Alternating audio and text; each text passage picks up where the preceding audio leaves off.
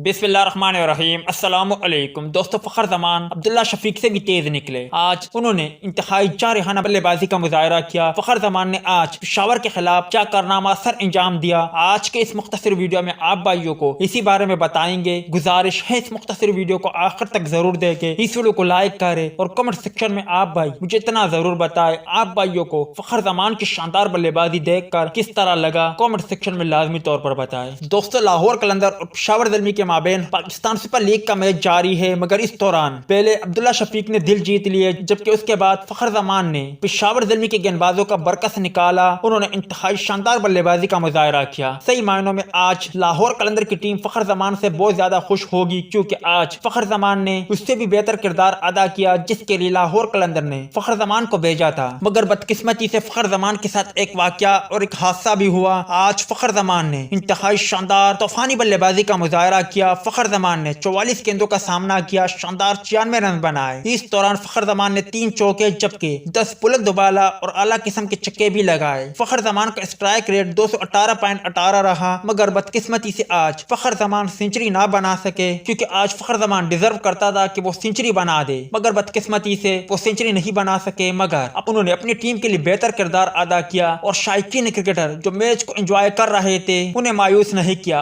आप इस पर क्या कहते हो? कमेंट सेक्शन में लाजमी तौर पर बताएं।